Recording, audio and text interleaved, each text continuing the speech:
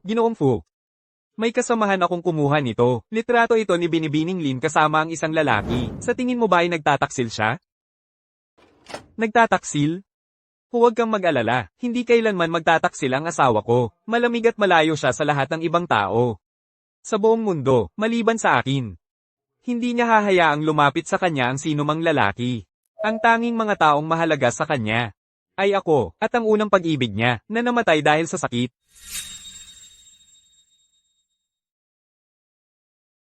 Stella. Sige. Ingatan mo ang sarili mo.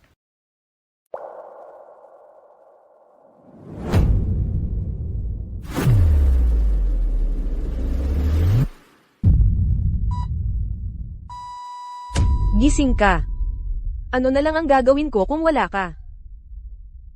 Ano ang gagawin ko? Hindi ako mabubuhay nang wala ka. Gising ka. Doktor. Doktor. Ang unang pag-ibig niya. Ang tagal na niyang wala, hindi pa rin siya makalimutan ni Binibining Lin. Sa lahat ng mga taong ito, mas marami kang nagawa para kay Binibining Lin kaysa sa kanya. Pagdating sa kanya, ikaw mismo ang bahala. Matapos ang lahat ng ginawa mo sa mga nakaraang taon, hindi ka pa rin makapantay sa patay na unang pag-ibig niya? Ayos lang, isa yung sugat sa puso niya. Naiintindihan ko siya. Bukod pa riyan, hindi naman ako magseselos sa isang patay na tao. Sige, huwag na nating pag-usapan pa ang asawa ko. Pinagkakatiwalaan ko siya. Hindi niya gagawin ang anumang makakasakit sa akin. Sige na. Naiintindihan ko, Ginoong Fu.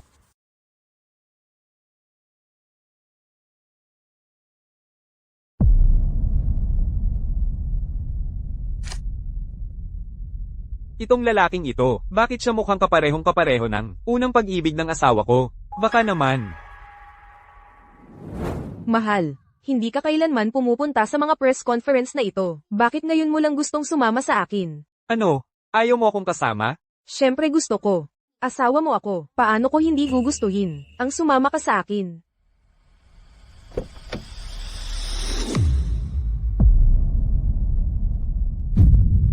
Kamukha niya, ang namatay na ang nakawala niya.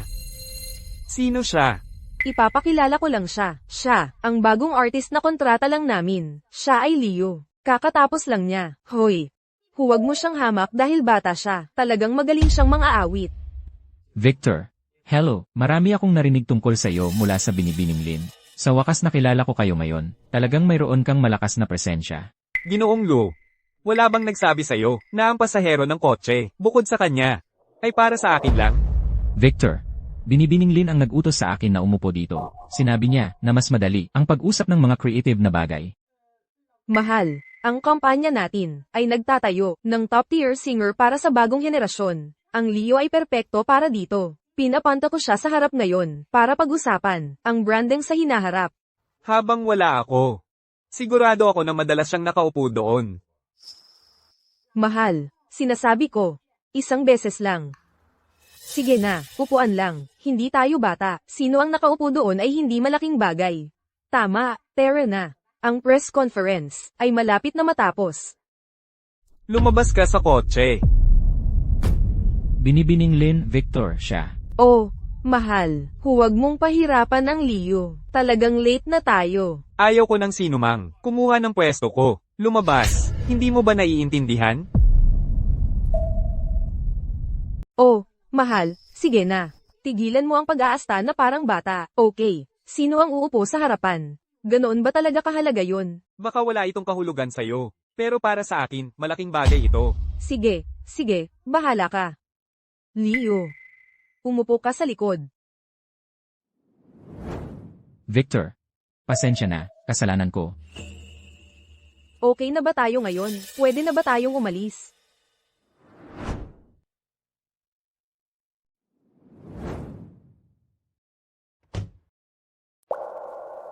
Ano ito?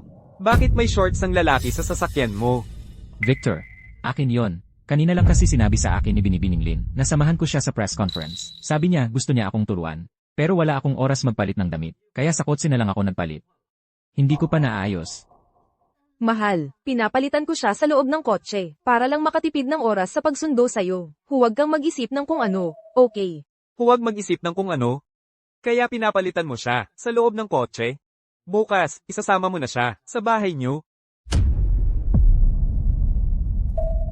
Mahal, ano bang sinasabi mo? Si Leo, bagong graduate lang ng kolehiyo, natatakot siya sa'yo. Ano man yan, pagkatapos ng press conference, ipapaliwanag ko lahat pag uwi natin. Okay. Hindi na kailangang pumunta. Kanselado na ang press conference. Ano? Kinansela. Mahal. Napaka-importante ng press conference na ito para sa atin. Kapag kinansela natin ito, malaking halaga ng pera ang mawawala sa atin. Wala akong pakialam sa pera. May mas importante ngayon. Ano yun? Alam mong may pagkaok ako sa kalinisan, di ba? Ang gulo-gulo ng ginawa mo sa kotse. Hindi ba sa tingin mo dapat muna natin itong linisin? Hindi ba?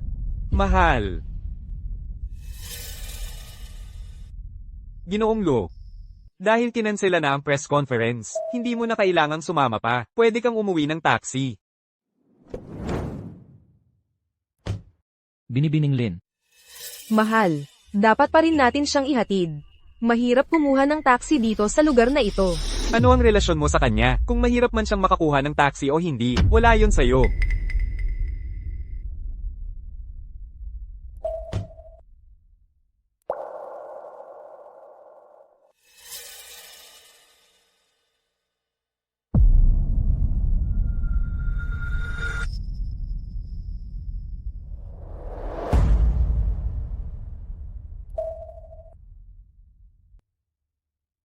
Victor.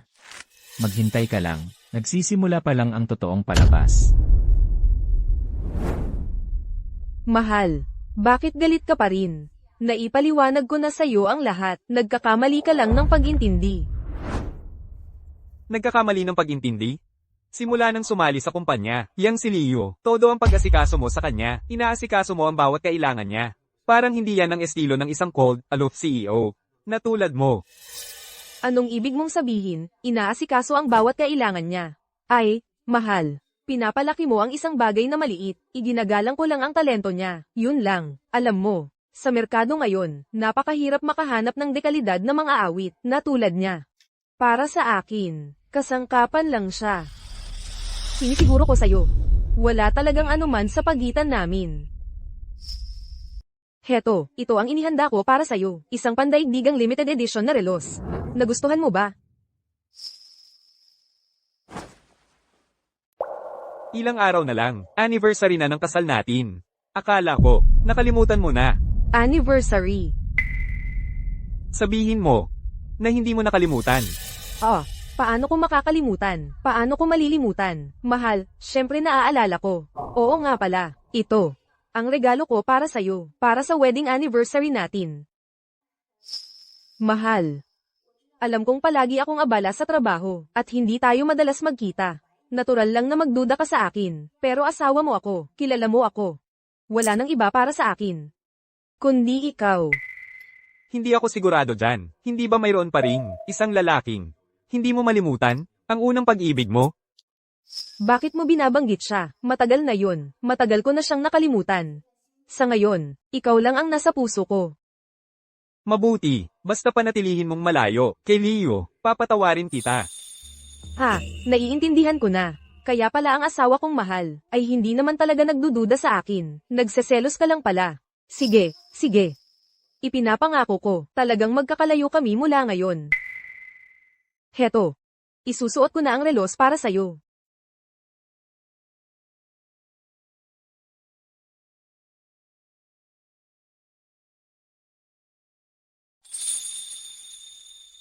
Mula ngayon, talagang magkakalayo kami. Mabuti. Dahil, tapat ka naman sa sinabi mo, papatawarin kita. Pero mahal.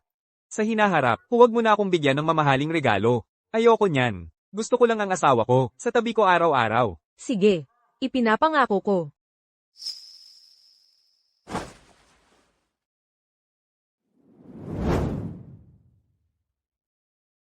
Binibining Lin. Handa na ba ang relong ipinapaghanda ko, sa'yo? Opo, Binibining Lin. Pero kung malaman ni Sir na huwad ang relo niya, Ang tunay, ay ibibigay mo kay Lulu, hindi ba siya magagalit? huwag mo lang sabihin sa kanya, at ayos na yun. Bukod pa riyan, marami namang relo ang asawa ko. Hindi niya to mamimiss. Ngayon, si Leo ang bituin ng kumpanya natin. Hindi tayo pwedeng magpadalos-dalos sa mga suot o gamit niya. Naiintindihan mo ang ibig kong sabihin. Naiintindihan ko po. Binibining Lin. Magtuloy ka na sa trabaho mo.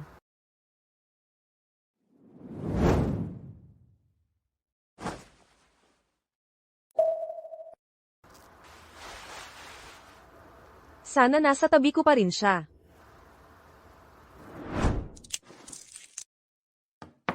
Sir, masyadong mabaho ng mantika ang kusina. Ako na po ang bahala. Ayos lang. Nitong mga nakaraang araw, sumasakit ang tiyan ng asawa ko dahil sa stress sa trabaho. Noon, gumagaling lang siya.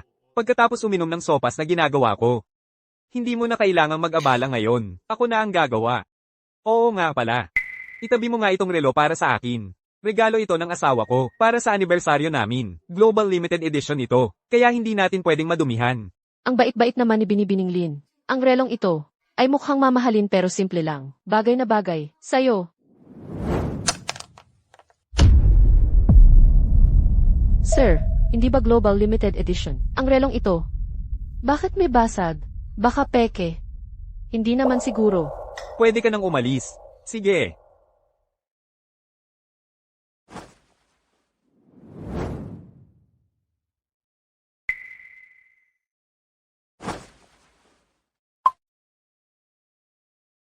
Assistant Chen, tulungan mo akong alamin kung may binili ang asawa ko kamakailan, kung ano ang binili niya, at kanino niya ibinigay. Lalo na, ang mga bagay tulad ng relo. Opo, Ginoong Fu. Stella Lin. Sa lahat ng taon ng pagsasama natin, ang dami ko nang ibinigay sa'yo. Pero hindi ko inakala na sa anibersaryo ng kasal natin, bibigyan mo ako ng pekeng relo. Aalamin ko kung anong sikreto ang itinatago mo sa akin.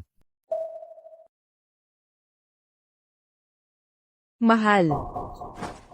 Mahal. Ang distraction mo nitong mga nakaraang araw. Kung may iniisip ka, sabihin mo sa akin. Ano naman ang maiisip ko? Ito lang kasi.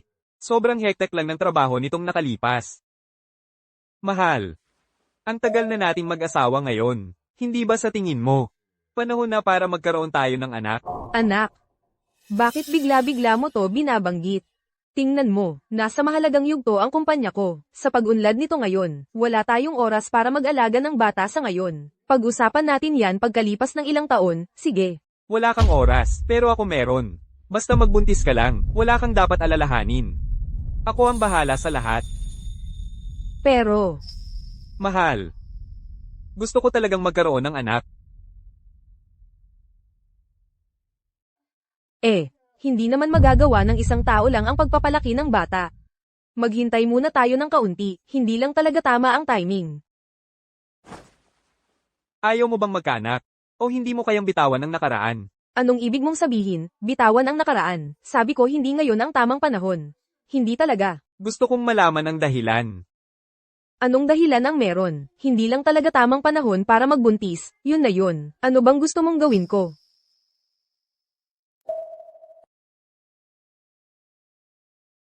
Mahal. Pangako sa'yo. Kapag mas naging matatag na ang kumpanya ko, susundin ko ang lahat ng gusto mo. Huwag kang magalit. Yung usapin sa bata, ipagpaliban muna natin ngayon. Mag-focus muna tayo sa trabaho. Huwag kang mag-alala. Nauunawaan ng asawa mo ang lahat. Sige. Maliligo na ako.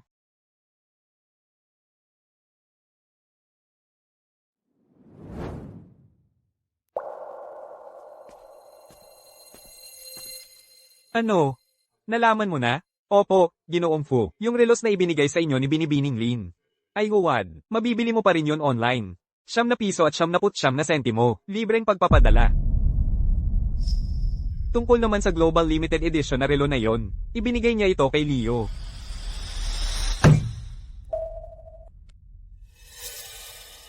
Aba, alam ko na. Stella, hindi ako makapaniwalang gagawin mo ito. Hindi mo kayang bitawan ng nakaraan, di ba? Kaya't sisiguraduhin kong mananatili ka sa nakaraan magpakailanman. Kaya, ano sa tingin mo? Si Binibining Lin mismo ang pumili nito para sa akin. Ang ganda, di ba? Ang kintab, malamang napakamahal. Sabi ni Binibining Lin, basta gusto ko ito, kahit anong presyo, sulit. Alam mo, sa tingin ko, eksaktong katulad ng kay Ginoong Fiu, matalinong mata. Nagsaliksik ako. Ang relo ni Ginoong Fiu ay peke. Ang sa akin ang tunay. Ibig mong sabihin, ang tunay ang ibinigay sa iyo ni Binibining Lin, at ang peke naman, ang ibinigay sa sarili niyang asawa. Leo, si Binibining Lin ay tiyak na, nahuhulog na ang loob sa iyo. Malapit ka ng yumaman, syempre. Pero kasi si Binibining Lin ay hindi pa talaga nagpapakita ng malinaw na senyales sa akin. Sa tingin mo ba dapat ako ang unang umaksyon? Sandali, paano kung si Binibining Lin ay mahilig sa pagpapahirap? Ano ang dapat kong gawin? Hindi naman ako pwedeng maghintay lang. Kailangan mong ipaglaban ang karapatan mo. Ito ang ideya. I-post mo ito sa feed ng social media mo. Ipaalam mo sa lahat tungkol sa espesyal na relasyon mo kay Binibining Lin. Espesyal nga. Tama ka, ipopost ko na ito ngayon. Isang regalong personal na pinili ni Binibining Lin. Sobrang gusto ko ito. Salamat, paborito kong Binibining Lin. Lagi kong maaalala, ang sinabi mo sa akin, basta gusto ko ito. Kahit anong presyo, sulit. Iniisip ko kung ano kaya ang ekspresyon ni Victor. Kapag nakita niya ang post na ito.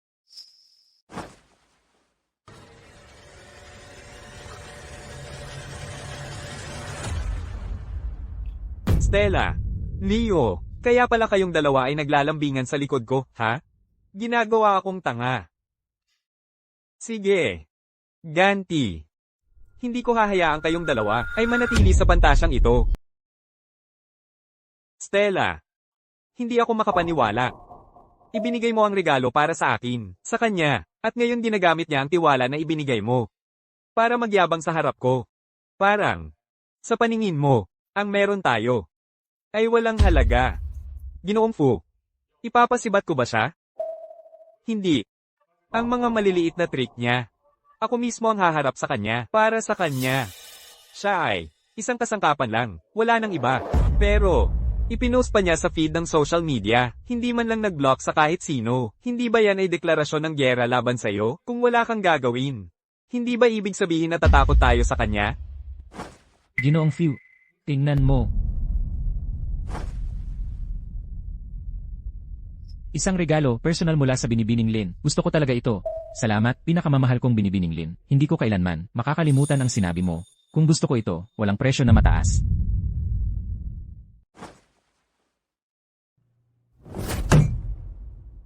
Stella, hindi ako makapaniwala. Nagagamit ka ng parehong trick sa mga lalaki. Akala ko. Pagkatapos ng huli, pagkatapos kong ilagay ka sa lugar mo, matututo kang umatras. Pero patuloy kang nagpapalagay ng swerte. Tumapak ka ulit sa linya. Ginoong Fu, tahimik lang ba talaga tayo? Hayaan siyang magkalat ng nonsense sa buong kumpanya. Hindi ito katulad mo, sir. Ang pagharap sa tanga tulad niya, simple lang. Assistant Chen, hindi ko pakialam kung paano mo gagawin. Bukas, para sa lahat sa kumpanya, maliban sa Leo, maghanda ng relo para sa bawat isa. Lahat. Ginoong Fu, 10-10 milyong piso yon. Hindi mahalaga sa akin ang gastos. Ang mahalaga ay magtugma sila. Oh, at isa pa.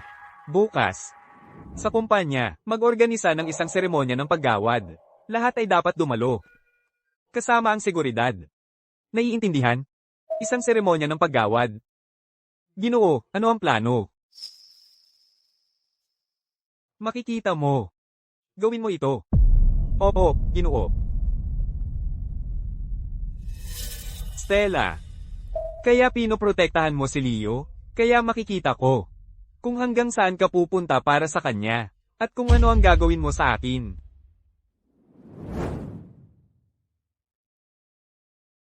Mahal, ano ang okasyon? Bakit biglang magdaraos ng seremonya ng paggawad? Wala akong ideya kung ano ang pinagsasabi mo.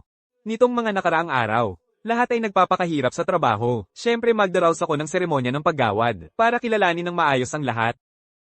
Ano? Ikaw lang ba ang pwedeng magbigay ng regalo? Hindi ako pwedeng? Mga regalo? Anong mga regalo? Mahal, nagkakamali ka na naman ba? Ngayon, ay ika-4 na anibersaryo ng kumpanya. Salamat sa inyong pagsasamahan sa hirap at ginhawa, at sa inyong pagsisikap. Dahil sa inyo, ay umunlad ang kumpanya. Ang inyong dedikasyon, ay hindi napapansin. Lalo na ang sayo. Jiang, halika rito. Ginoong Fiu, tinawag niyo ako. Jiang, Ikaw ang may hawak ng seguridad dito sa kumpanya at ibinigay mo ang lahat ng iyong makakaya. Ngayon, nais kong ibigay sa iyo ang pagkilala na nararapat sa iyo. Ginoong Fu, ito, ginagawa ko lang ang trabaho ko. Hindi na kailangan ng lahat ng ito. Isa ka sa mahalagang bahagi ng kumpanyang ito. Ito ang nararapat sa iyo. Tingnan mo kung ano ang iyong palagay. Ito ay isang Global Limited Edition na relo.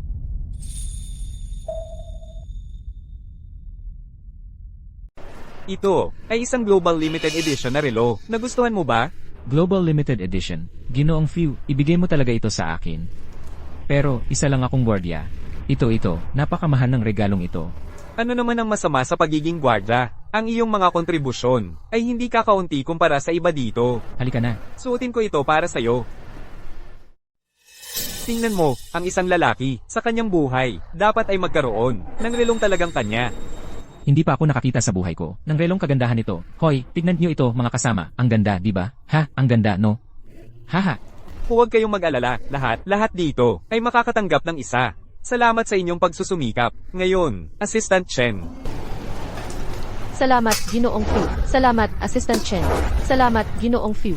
Salamat, Assistant Chen. Sinabi ni Ginoong Fu na nakalaan na ang lahat ng regalo.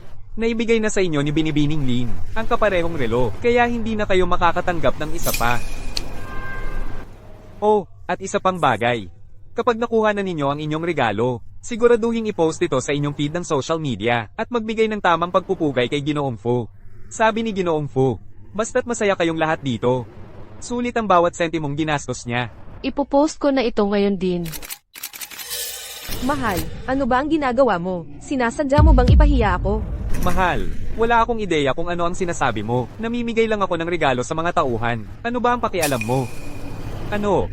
Dahil lang nagbigay ako ng ilang relo, nag-aalala ka na agad? Mahal. Sinabi ko sa iyo dati, pagdating sa pagtrato sa mga empleyado, dapat pantay-pantay ang lahat. Hindi mo dapat pumili lang ng paborito. Mahal, talagang nagkamali ka ng pagkaunawa. May mga masasamang chismis sa kumpanya nitong mga nakaraang araw. Sinasabi na ako at Leo may espesyal na relasyon. Huwag kang maniwala sa kanila. Alam mo, ang klaseng tao ako. Ikaw ang nakakakilala sa akin. Siyempre alam ko. Talagang kilala ko ikaw. Ikaw ay isang malamig, mapagmalayong CEO. Paano mo lang papayagan ng kahit anong lalaki na hawakan ka? Pero, iba si Leo. Ang mukha niya lang. Pinag-iisipan mo siya araw-araw, di ba? Ano ang sinasabi mo? Hindi ko maintindihan. Stella, ako, Victor Fu, ay hindi isang taong mapanlait. Pero kung may tao na palagi nagnanais sa akin at ipinagyabang pa sa social media, nakakainis talaga. Tama na. Sa huli, iniisip mo pa rin, hindi ako tapat sa'yo, di ba? Sige, simula ngayon, pwede kang sumunod sa akin. Panoorin mo ako. Tignan mo kung may ginawa ako, para lokohin ka. Hoy, ano ang pagmamadali? Hindi ko sinabi na nagdududa ako sa'yo. Ako lang, nagsasabi ng totoo. Mahal, pakiramdam ko may problema. Sa tiwala natin. Ipapaliwanag ko sa'yo ng maayos. Mabuti, ipaliwanag mo sa akin ngayon. Bakit binigay mo sa akin ang pekeng relo, pero ang tunay ay binigay mo sa Leo? Talaga bang mas hindi importante ako sa'yo, kaysa sa empleyado mo? Kumusta ka na, mahal? Natatakot ka bang malaman ng mga tao, na pekeng relo ang ibinigay mo sa akin, pero ang tunay ang ibinigay mo kay Leo? Huwag kang mag-alala. Ako, si Victor Fu, ay hindi ganoong klaseng lalaki. Hindi ako magseselos sa ibang lalaki. Dahil lang sa isang walang kwentang alahas. Ginoong Lu, ang relong ibinigay sa iyo ng asawa ko, ay isang dekalidad na peke. Ang mga ibinibigay ko, ang tunay. Kung gusto mo ng isa, maaari mong dalhin ang iyo, at makipagpalit sa akin. Mahal, kailangan ko nang umalis. Ikaw na ang bahala dito. Ang ibang tao ay sobrang yabang. Wala siyang kalaban-laban. Hindi man lang alam ang lugar nila. Nangahas pang kalabanin si Ginoong Fu. Kung magpapatuloy sila sa pagiging walang hiya, palalayasin sila ni Ginoong Fu sa kumpanya.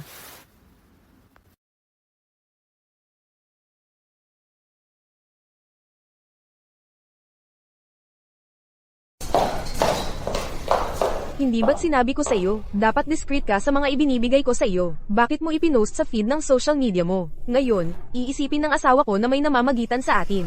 Binibining Lin, masyado lang akong natuwa, kaya nakalimutan ko. Siyempre pa, ito ang unang regalo na ibinigay mo sa akin. Sobrang saya ko. Alam mo ba, kung paano ang mga chismis sa kumpanya, tungkol sa atin, at ipinost mo pa rin. Binibining Lin, naintindihan ko. Nahiya kita. Pupunta ako ngayon para humingi ng tawad kay Victor. Kahit ako'y suntukin o sigawan niya, o paluhurin at pagsamahan ako. Wala akong anumang reklamo. Pupunta na ako. Teka. Huwag na. Sa totoo lang, kasalanan ko rin ito. Wala itong kinalaman sa'yo. Ako na ang bahala. Binibining Lin, hindi ko talaga maintindihan. Regalo lang naman ang binigay mo, di ba? Ganon ba kalaki ang galit ni Victor? Hindi ba't napakapeti niya? At narinig ko na, mula nang ikasal kayo, palagi na lang siyang naghahanap ng mali sa'yo. May mga nagsasabi pa, na si Victor ang tunay na boss ng kumpanya. Isa ka lang puppet. Sinusunod mo lang lahat ng gusto niya, hindi ka man lang makapalag. Binibining Lin, kontento ka na bang? Ganito kanya pagmalupitan habang buhay. Tama na. Huwag na. Hindi siya ang nagpapatakbo ng kumpanya. Huwag kang mag-alala. Mula ngayon, habang nandito ako, hindi ko hahayaang apihin ka niya. Binibining Lin, salamat. Mula ngayon, asa na ako sa'yo. Huwag kang mag-alala. Naku, Victor, buti na lang, ikaw ang napangasawa ng anak ko. Dahil sa'yo, naging mataas ang estado ng pamilya namin. Napakabuti mong manugang. Nanay, hindi ka naman pumunta dito ngayon para humingi ulit ng pera, di ba? Naku, anong klaseng salita yan? Namimiss ko lang ang aking manugang. Dumalaw lang ako. Hindi ba normal yon? Pero, kailangan ko nga ng kaunting pera ngayon. Hindi naman kalakihan. 3 milyong dolyar lang. Naku, Victor, alam kong mabait ka palagi sa akin. Hindi naman yun kalakihan, di ba? 3 milyong dolyar lang naman, di ba? Naku, mahal, bakit ka umuwi? Hindi ba't nag-o-overtime ka sa kumpanya? Nanay, baka ang dahilan kung bakit umuwi ang anak mo ay dahil sa isang lalaki. Lalaki. Anong lalaki? Mahal, tungkol sa iyo at sa lalaking iyon. Bakit hindi tayo harapin ito sa harap ng iyong ina? Nanay, sa amin lang dalawa ito. Wala itong kinalaman sa iyo. Pwede bang mag-usap muna kami? Ano ba talaga ang nangyayari? Umalis ka.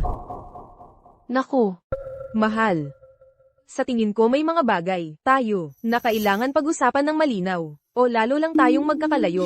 Hindi ba yan mismo ang gusto mo? Mahal, tumigil ka nga sa pagbibiro, hindi ba?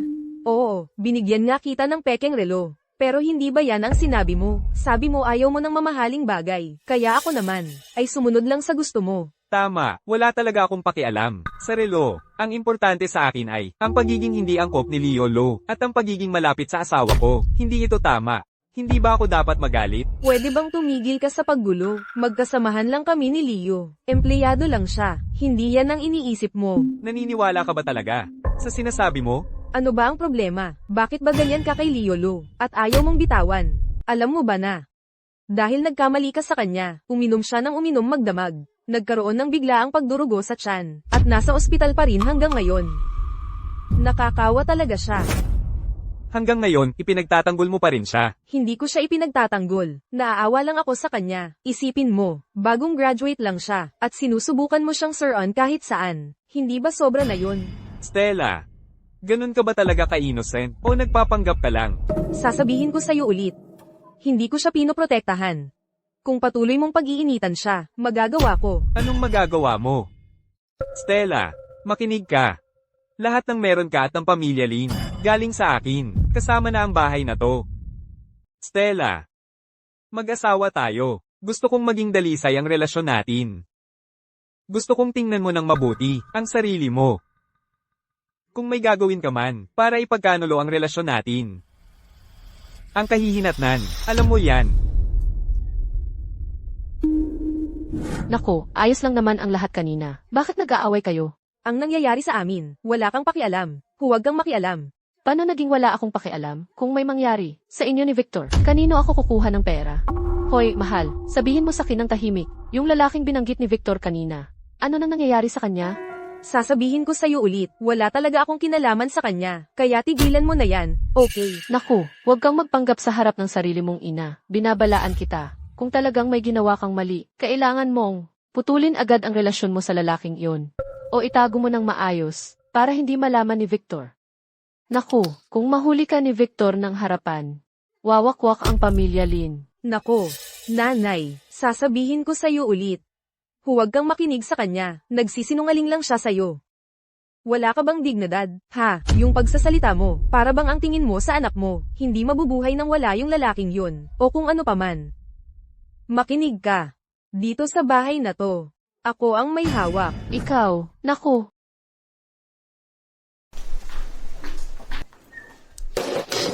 Lahat ng artistang nilalagdaan natin, nagsisimula sa pinakamababa, magtrabaho. Simula bukas, tapos ka na sa pagre-record. Magtratrabaho ka na sa mababang uri ng trabaho. Mababang uri ng trabaho. Diretsong hinir ako ni Binibining Lin. Pagkatapos ko lang magtapos ng pag-aaral. Bilang espesyal na recruit, paano ako mapupunta sa mababang uri ng trabaho? Pagbalik ni Binibining Lin, ako mismo ang magtatanong sa kanya. So si Binibining Lin lang ang may say dito? Walang kwenta ang salita ko. Ito'y patakaran ng kumpanya, wala akong magagawa. O ano? Gusto mong magbitiw? At humanap ng mas magandang trabaho? Ginoong Few, hindi ba't ito'y medyo mababa ang tama? Hindi makuha ang puso ng isang babae. Kaya pinag-initan mo ang isang taong walang kapangyarihan. Ganun ba yon? Nambubuli? Masyado kang mababa ang tingin sa akin. Kung gusto kitang guluhin, sandaan ang paraan ko. Bakit ako mag-aaksaya ng oras dito? Ang ginagawa ko ay tinuturuan ka ng leksyon sa pagiging patas. Sa ating kumpanya, maraming artistang mas magaling kaysa sayo. Ito lang. Dahil sa personal na paboritismo ni Binibining Lin, ikaw ay inilagay sa posisyong hindi mo naman karapat-dapat, at patas ba yon? Sa ibang mga awit sa kumpanyang ito, magtrabaho ka na.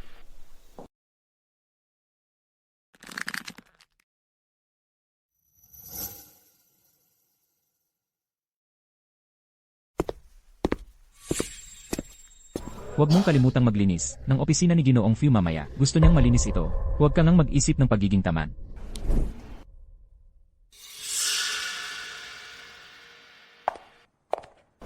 nakita mo ba yon? Yan ang kapalit ng pagsalungat kay Ginoong Few. Sinasadyang pang-akit pa kay Binibining Lin. Karapat-dapat lang sa kanya yon.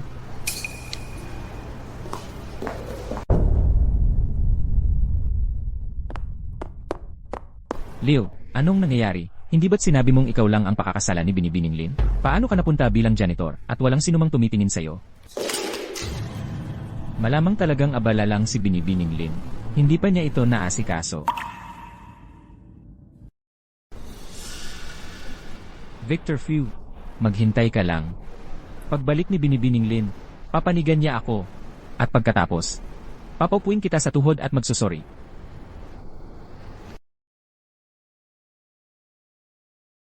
Victor Few, wala kang ibinibigay na pagpipilian sa akin.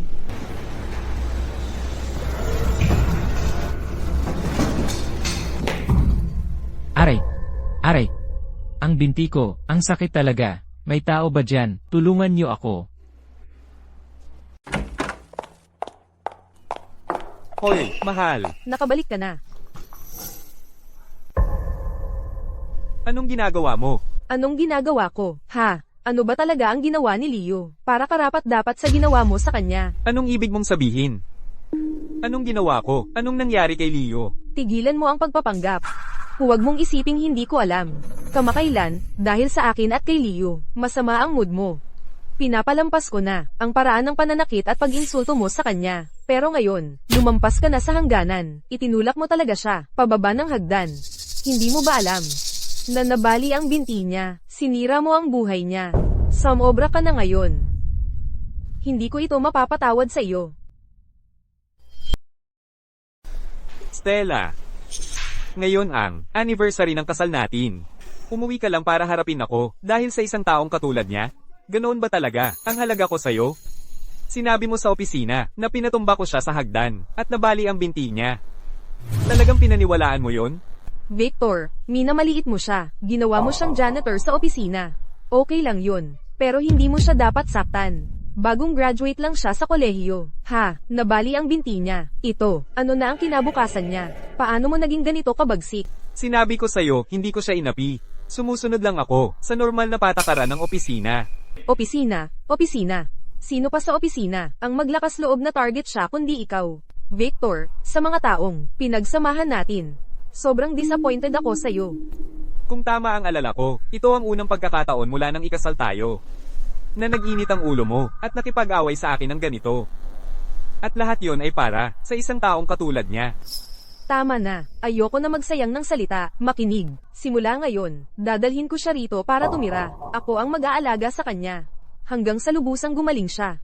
At ikaw, mag-aalaga sa kanya sa tabi ko, para magbayad sala sa ginawa mo. Hindi pwede. Sabihin ko sa'yo, hindi ko siya papapasok sa bahay ko. Pumili, siya o ako. Sige. Naiintindihan ko na. Sa paningin mo, hindi man lang ako kasing galing ni Leo, di ba? Victor, ang yabang-yabang mo nung inaapi mo siya. Hihingi lang naman ako ng paumanhin sa'yo. Ganoon ba? Ganoon ba kahirap yun? Bakit ako dapat humingi ng tawad sa bagay na hindi ko naman ginawa? Talagang wala kang katwiran. Sige. Kung aalis ka ngayon, huwag ka nang bumalik kailanman. Mula nung araw na yon, nagkaroon ng malamig na digmaan si Stella at ako. Ngayon, mahigit isang buwan na ang nakalipas nung huli kaming nagkita. Samantala, ang feed ng social media ni Leo ay lalong sumisigla. Parang, nagdedeklara siya ng gyera sa akin. Pagsasama kasama si Binibining Lin, ikapitong gabi. Napakasarap na may kasama ka. Isang 3 araw, 2 gabing biyahe kasama si Binibining Lin. Patungong Morina ay nagsimula na. Naghanda si Binibining Lin ng espesyal na hapunan sa ilaw ng kandila. Pagdalo sa aking unang, mataas na lipunang gala kasama si Binibining Lin, binigyan ako ni Binibining Lin ng kasuotan na talagang gusto ko. Noon, ako ang kasama ni Stella. Ako ang kasama niya sa mga okasyon. Pero ngayon, ang taong nasa tabi niya ay napalitan na ng si Leo, na kamukhang kamukha ng kanyang unang pag-ibig. Ang kasal na ito, panahon na para tapusin ito. Ginoong Fu, ngayon, si Leo, ang naging numero 1 artista ng kumpanya. Kapag natapos na ang kanyang pagsasanay, magkakaroon tayo ng fan meet and greet para sa kanyang opisyal na debut. Handa na ba ang papeles ng diborsyo? Lahat ng ari-arian sa pagitan ninyo ni Binibining Lin, mga stock at pondo, na kumpleto na natin ang paghahati-hati. Kapag pirmado na ito ni Binibining Lin, magkakabisa agad ang diborsyo.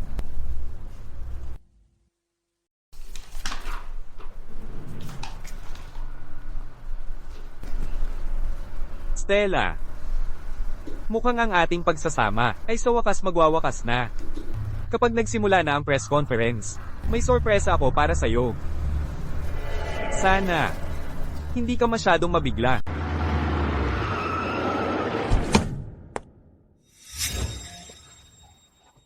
Stella, para sa ibang lalaki, ang tagal mo na akong kinukutya. At itinago mo pa sa akin, ang paghahanda ng meet and greet para sa kanya. Mukhang, ang pagsasama natin, ay talagang nagwakas na. Ngayon, hindi lang kita palalayain. May mas importante rin akong sasabihin sa iyo, sana kayanin mo. Leo. Ang mga nandito ngayon ay mga malalaking tao sa industriya ng libangan ng lungsod ng Daungan. Pagkatapos ng meet and greet, ikakapitana kita sa kanila. Malaking tulong ito para sa magiging career mo. Susunod ako sa lahat ng sasabihin mo. At saka, kapag tumayo ka na para magsalita, huwag kang masyadong kabahan. Nandito lang ako, kailangan mo lang na lumabas at ipakita ang iyong galing. Binibining Lin, salamat. Kung hindi ka sana, sumipot sa tabi ko. Sa tingin ko, hindi ako abot sa puntong ito. Huwag mong sabihin iyan, magaling ka rin, nagbigay lang ako ng kaunting tulong. Binibining Lin, hindi. Stella, alam ko ang nararamdaman mo. Sa totoo lang, ako. Mahal, nandito ka na rin. Nanay, Sino ang ginoong ito? nanay, ipakikilala ko siya sa iyo. Ito si, ang laging kong binabanggit sa iyo. Siya ang A-list na artista na binubuo ng aming kumpanya. Ang event ngayon ay kanyang meet and greet. Kumusta po, Ginang? Huwag mo akong tawaging ginang. Hindi kita kilala. Stella, ang mga nandito ngayon ay pawang, mga napakahalagang tao. Ikaw naghawakan ng kamay, kasama ang isang dayuhan. Napaka-emosyonado. Seryoso. Ikaw at si Victor ay ilang araw nang hindi nagpapansinan. Lunukin mo na lang ang pride mo at humingi ng tawad sa kanya. Asawa mo pa rin naman siya. Siya ang nagpagalit kay Leo at hindi pa siya humihingi ng tawad kay Leo. Bakit ako ang dapat humingi ng tawad? Kahit ano pa, tungkol sa bagay na ito, hindi ako si Suko. Ikaw, tama po, Ginang. Laging nagpapakumbaba si Binibining Lin kay Ginoong Fu. Napakahirap talaga ng pinagdadaanan niya. Kaya pakiusap, huwag mo na siyang pilitin. Sino ang nagtanong ng opinyon mo? Nanay. Nanay. Ano po? Ah, si Victor. Ginoong Lo, ikaw ang bida ng araw. Ang bituin ng hinaharap. Victor, nandito ka na. Akala ko, nag-aaway pa rin kayo ng anak ko. Malaking bagay para sa kumpanya, ang debut ng isang bagong artista. Kahit walang nag-imbita sa akin, pupunta pa rin ako. Hindi ba tama yon, Binibining Lin? Victor, tigilan mo ang panunukso.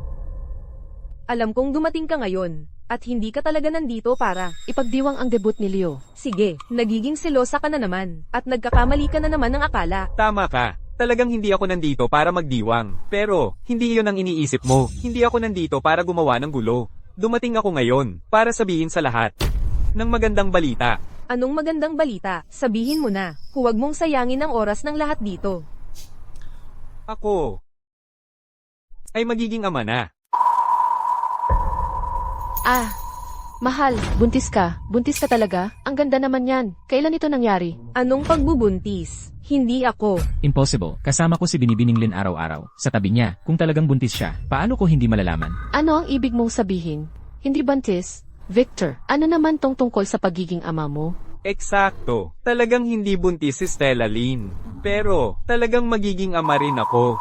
Victor, pigilan mo iyan. Anong problema? Nanay, alam mo ba, ang gusto ko lang naman ay magkaanak.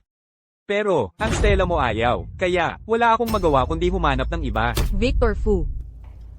Lahat ng nandito ngayon ay mga kilalang tao. Pwede bang tumigil ka sa mga biro mo? Seryoso ako. Nung ikaw ay nasa labas at nagpapalamang kay Leo, ako ay nag-iisa sa bahay. Nalungkot at nagdusa ako, kaya kailangan kong humanap ng kasama. Kaya nga, Victor, Ikaw. naku naman. Victor Fu, tumahimik ka. Alam mo ba ang sinasabi mo? syempre alam ko. Anong problema? Hindi mo ba matanggap na nagluloko ang asawa mo? Victor, alam kong ginagawa mo ang lahat ng ito ngayon. Para lang galitin si Binibining Lin, para mabawi siya. Pero hindi mo pwedeng baliwalain ang reputasyon ng Lin Group. Away mag-asawa lang ito. Sino bang nagtanong sa'yo? Ay, sorry. Muntik ko nang makalimutan. Ikaw ang bida ngayon. Ang bituin ng hinaharap. Hindi ka na yung tao na batang bagong graduate ng kolehiyo at binabati kita. Malay mo, sa ilang araw, ikaw na ang maging bagong manugang ng pamilya Lin. Kaya pagkatapos ng lahat ng ito, galit ka pa rin sa nangyari sa ating dalawa. Victor, hayaan mong sabihin ko ulit sa'yo. Magkasamahan lang kami, wala nang iba, at wala akong ginawa para saktan ka. Ganoon ba? Yung lalaking walang kinalaman, na lagi mong binabanggit, ay nagpo-post tungkol sa magandang relasyon ninyo, sa kanyang feed ng social media araw-araw. Hindi mo ba alam? Yung mga bagong kliyente ngayon, malamang hindi na nga ako maalala. Akala nila, asawa mo siya, at yun ang tawag mo, wala nang iba.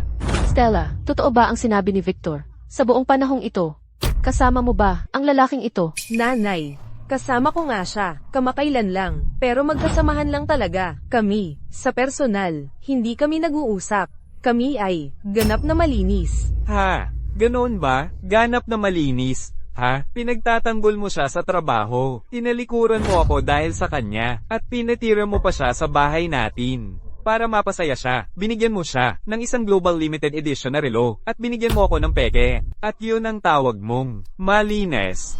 Binibining Lin ay isa sa mga pinakamalaking pangalan sa Port City. Isang malaking manlalaro, pero binigyan niya ang sarili niyang asawa ng isang pekeng relo. Pero ang tunay ay ibinigay sa isang dayuhan. May kakaiba dito. Karaniwan, malamig na malamig si Binibining Lin sa lahat, maliban sa kanyang asawa. Wala siyang pakialam sa iba. Pero ngayon, bigla na lang, matinding pinagtatanggol niya ang isang dayuhan. Sa palagay ko, ang relasyon nila ay talagang hindi normal. Kaya pala, si Leo, kakagraduate lang ng kolehiyo, ay nakakuha ng magandang simula at naglabas pa ng mga album.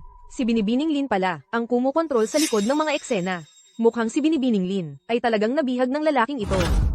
At lubusang nahumaling, nanay, huwag kang makinig sa kanilang kalokohan. Wala namang anuman sa pagitan namin ni Leo na kailangang ipaliwanag. Ano pang kailangang ipaliwanag? Kahit hindi pa sabihin ni Victor, malinaw na malinaw ang nakikita ko. Ang relasyon mo sa lalaking ito ay hindi nararapat. Mahal, bago pa magalit si Victor, kailangan mong humingi ng tawad kay Victor. At ituwid ito, at ipangako, na hindi ka na muling makikipagkita sa lalaking ito. Humingi ka na ng tawad, sige na.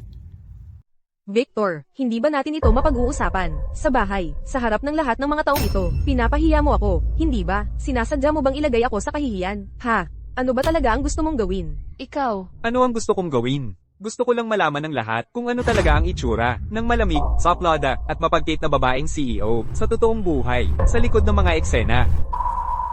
Stella, tigilan mo ang kakasatsat, bilisan mo, at humingi ng tawad kay Victor. Mabait si Victor, papatawarin ka niya. Wala akong ginawang mali. Bakit ako dapat humingi ng tawad? Ako. Stella, hanggang ngayon, hindi mo pa rin alam kung saan ka nagkamali. Victor. Hindi ko inakala na ang relasyon natin ay magwawakas sa ganito. Pero sinasabi ko sa'yo, hindi ako kailanman gumawa ng anuman para pagtaksilan ka. Ikaw lang ang laging nasa isip ko. Stella, lahat ng ginawa mo, malinaw na nakita ko. Victor, sa tingin ko ay nagkakamali ka talaga. Sa pagitan ni Binibining Lin at sa akin, talagang walang mali siya. Tungkol sa insidente ng relo, talagang wala akong kaalam-alam. Lagi akong ipinagtatanggol ni Binibining Lin sa kumpanya, pero ito ay dahil lang sa pagpapahalaga niya sa aking talento. Ang oras na magkasama kami ni Binibining Lin sa kumpanya ay para lang talaga sa trabaho. Victor, alam kong makitid ang pag-isip mo. At madalas kang mag-isip ng wala sa lugar. Pero wala talaga akong nararamdaman. Para kay Binibining Lin, hindi kami kailanman lumampas sa hangganan. Victor, ano pa bang kailangan kong gawin para maniwala ka sa akin? Alam mo, kasalanan mo kung bakit nasaktan si Leo. Nabali ang binti niya, at wala siyang masamang sinabi tungkol sa'yo. Pinilit pa nga niya akong makipag-ayos sa'yo. Isang lalaking kasing considerate niya. Bakit kailangan mong laging sirain siya? Binibining Lin, tigilan mo na ang pagtatalo kay Victor. Kung dahil talaga, sakin, nagkakaproblema ang relasyon niyo. Aalis na ako sa kumpanya bukas, para ang mga bagay sa inyong dalawa ay bumalik na sa normal. Victor, narinig mo ba yun? Kahit na ganito ang nangyari, iniisip pa rin niya tayo. Hindi ba pwedeng maging mature ka naman tulad niya? Kahit minsan, pwedeng tumigil ka na sa paggulo. Ha ha ha, Leo, ang galing mo talagang magpanggap, no? Kaya naman pala, ganap na nabihag mo si Binibining Lin. Sinasabi mong, tinulak kita sa hagdan, at nabali ang binti mo. Hindi mo pwedeng basta-basta magparatang ng ganyan. Oh, tama. Alam mo, ngayon, dinala ko ang isang matandang kaibigan mo. Mapapatunayan niyang wala akong kasalanan. Ginoong Gordon. Sino ang nagsabi sa iyong pumunta rito? Siyempre, nandito ako, para patunayan ito kay Ginoong Few. Leo, ang mga pakulo mo ay hindi makakapantay kay Ginoong Few. Iminumungkahi ko na humingi ka ng tawad kay Ginoong Few sa lalong madaling panahon. Napakabait ni Ginoong Few. Tiyak na patatawarin ka niya. Ikaw, Binibining Lin, patutunayan ko ito. Ang katotohanan na nabali ang binti ni Leo ay gawa-gawa lang niya mismo. Ang layunin ay para maawa ka sa kanya at makipaghiwalay ka kay Ginoong Few. Anong kalokohan ang sinasabi mo? Paano ko magagawa ang ganoong bagay? Binibining Lin, hindi ako nagsasabi ng kalokohan. Dapat mong malaman, ang relasyon namin ni Leo sa kumpanya. Magkaibigan kami. Walang itinatago sa isa't isa sa kumpanya. Ako ang nakakaalam ng lahat tungkol sa kanya. Kung hindi ka naniniwala sa akin, may ebidensya ako. Ebidensya.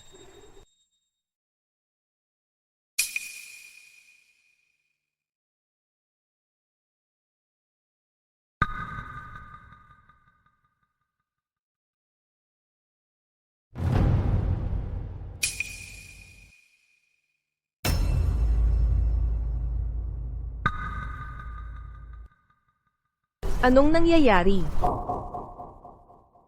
Binibining Lin, nakikita mo na ba ngayon? Nakakunsabo sa likod mo si Lulu. Ganun talaga siyang klaseng lalaki. Sinusubukan niya na palitan si Ginoong Few at maging asawa mo. Matagal na niyang binabalak ito para lang sirain ang relasyon niyo. Bakit mo ginagawa ito sa akin? Bakit? Ano bang nagawa ko sa'yo? Leo, kung may sisisihin ka man, ang sarili mong pangit na pagpili ng kaibigan ang sisihin mo. Magkamukha kayo. Nang tinatawag mong mabiyutang kapatid, ang ginawa ko lang ay konting panggigipit at isinumbong na niya ang lahat. Ginoong Few, tapos na po. Aalis na po ako. Stella, may iba ka pa bang gustong sabihin? Binibining Lin, hindi ko sinasadya na magsinungaling sa'yo. Walang hiya ka, kung hindi dahil sa'yo, ang aking mahal at aking manugang na lalaki, ay hindi sana nagkaganito. Papatayin kita. Nanay, tama na. Aray, Mahal, ginanyan ka niya, at sinira ang pagsasama ninyo, at ipagtatanggol mo pa siya. Nawawala na ba sa isip mo? alam kong nagsinungaling siya sa akin. Pero kapag nakikita ko ang mukha niya, hindi ko magawa na. Oh, talaga? Binibining Lin, lahat ng ginawa ko, para sa'yo, alam kong mahal mo rin ako, kaya bakit hindi tayo pwedeng magkasama? Leo Luo. Sa wakas, inamin mo na. Inaamin ko, in love ako kay Binibining Lin. Ano naman, maswerte ka lang sa pamilya. Anong karapatan mo? Hamakin ako. Ni hindi mo nga karapat-dapat sa pagmamahal ni Binibining Lin. Kung patas ang laban, wala kang laban sa akin. Anong nagpapalakas ng loob mo?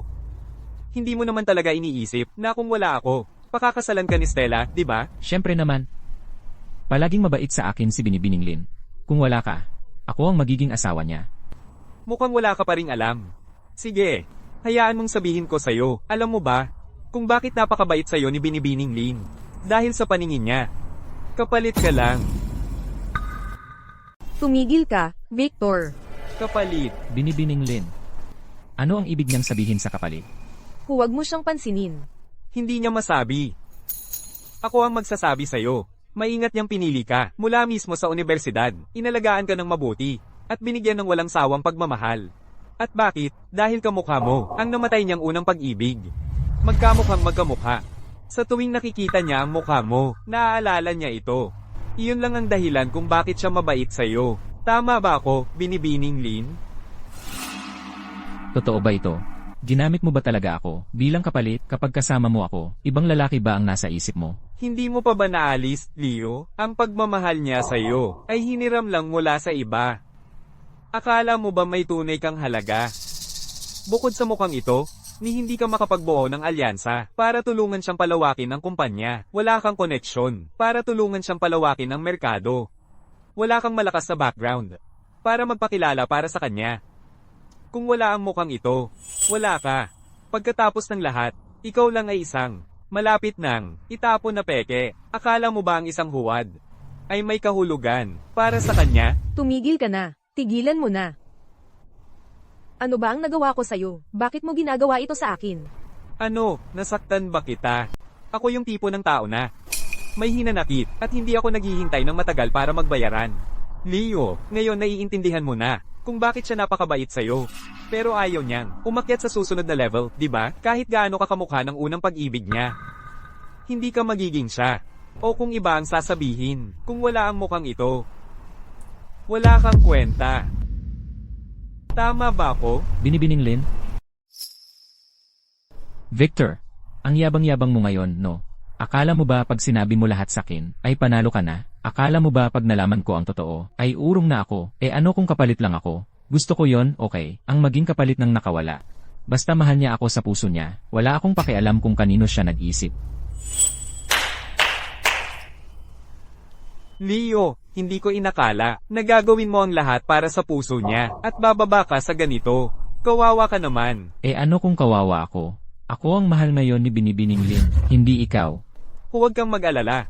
Hindi kita kakalabanin para sa kanya. Itatapon ko siya sa'yo. Parang basura. Binibining Lin, narinig mo ba yon?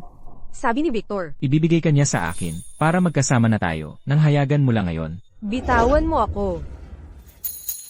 Malinaw na, ang sinabi ko sa'yo, ito na ang huling babala ko. Pansamantala lang ang relasyon natin.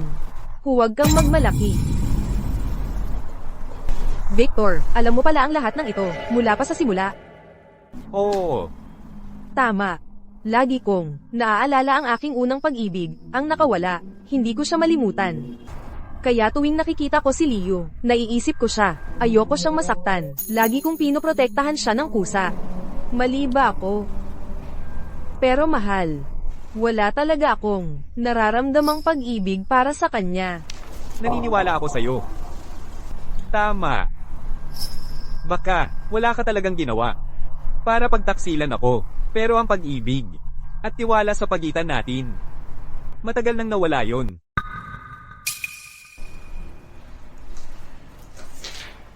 Handa na ang papeles ng diborsyo. Magdiborsyo na tayo. Tingnan mabuti kung paano hahatiin ang mga ari-arian. Pagkatapos ng lahat ng mga taong magkasama tayo, makukuha mo ang bawat sentimo na nararapat sa'yo. Ngayon, pumirma ka. Victor, ilang araw lang tayong nag-aaway. Kailangan ba talagang umabot sa paghihiwalay? Naku, Victor, ngayong malinaw na ang lahat. Lahat ng ito, gawa-gawa lang ng lalaking ito para magkagalit. Kayong dalawa, pwede pa kayong mag-ayos. Hindi na kailangan ang hiwalayan. Talaga. Nanay, tigilan mo na ang pagpapanggap. Alam kong hindi ka talaga natatakot na maghiwalay kami. Natatakot ka na kapag naghiwalay na kami. Wala nang aasahan ng pamilya Lin. Sa totoo lang, lahat ng pag-aari ng pamilya Lin galing sa akin. Victor, paano mo nasabi yan sa nanay ko? Tigilan mo na. Pumirma ka na lang. Ayaw ko nang magsalita. Victor, hayaan mong linawin ko ito. Ayoko ng diborsyo. Tumigil ka na. Sige, ikaw ang bahala. Maghahain ako ng contested divorce. Sang-ayon ka man o hindi, ang kasal natin ay tapos na. Victor, bakit ba ganyan kakitigas ang ulo? Huwag mong sabihin na may iba ka ng gusto. Eksakto. May nakilala akong mahalaga sa akin. Nagtaksil ako sa'yo, kaya gusto ko ng diborsyo. Victor, niloloko mo ba ako? Dinadaya mo ako sa dahilang iyan. Ano ba ang pakay mo? Hindi kita dinadaya. Totoo, may nakilala ako. Marahil ay hindi mo alam ito. Habang tayo'y nag-aaway nitong mga nakaraang araw. Pinabantayan kita. Wala namang ibang babae sa paligid mo. Sino ba ang sinasabi mong gusto mo? Wala akong obligasyong magpaliwanag sa'yo. Personal na bagay. Sige. Gusto mo ng diborsyo, kunin mo. Pipirmahan ko. Sana hindi mo ito pagsisihan. Oh, mahal, ano ba ang pinagsasasabi mo? Hindi ka pwedeng magdiborsyo. Nanay, huwag kang mag-alala. Kontrolado ko ang lahat. Naku naman,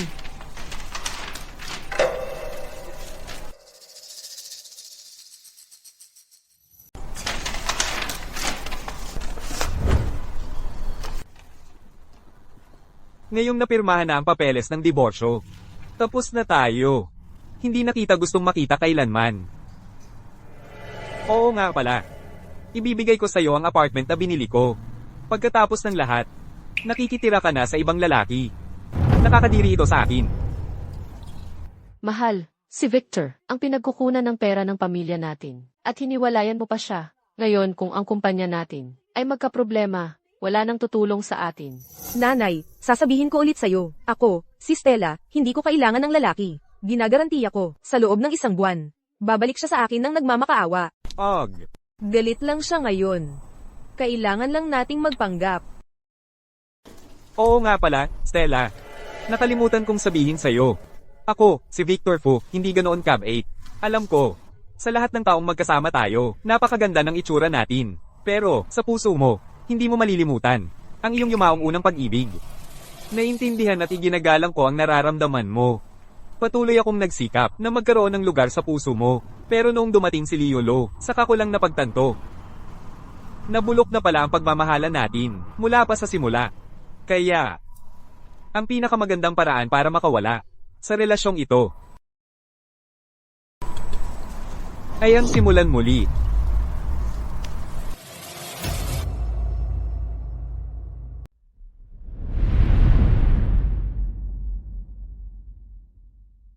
Ginoong Fu, narito ang mga financials ngayong period para sa company. Ang galing mo, sa loob lang ng ilang taon, napalago mo ang ating company at naging top 3 company sa Port City. Kung ako ang tatanong, noong ipinamahalo mo ang company sa dating asawa mo, sayang talaga ang talent mo. Sige, kailan ka natutong mag-sweet talk? By the way, Assistant Chen, sa susunod na buwan, mag-business trip ako. Kung may mangyari, tawagan mo lang ako. Ano yun? May iba pa? Ginoong Fu, may isang bagay na hindi ko sigurado kung dapat bang sabihin. Natatakot ako. Sa harap ko, walang bawal. Sige, sabihin mo. Mula nang mag-divorce kayo, ang dating asawa mo ay hinahanap ka. Ang buong bagay na ito ay kumalat sa buong Port City. Sabi nila, hinahabol niya ang ex niya para sa love. At nangangako na ibabalik ka. Hinahabol ang ex para sa love? Nasa labas siya, at patuloy na nagtatanong tungkol sa'yo. Natatakot ako na isang araw, kapag nakita ka niya talaga, maaaring may danger. Danger? Anong klaseng danger ang pwede sa akin? Besides, hindi ko kailanman ipinakita publiko ang identity ko o ang address ko. Paano niya ako mahahanap? Kahit na nakita niya ako, tapos na kami ngayon. Ano ang gagawin niya? May isa pang bagay. Ang ginang ko ay patuloy na nag-uudyok sa iyo na magpakasal. Pero hindi siya makatawag sa iyo sa phone. Magpakasal?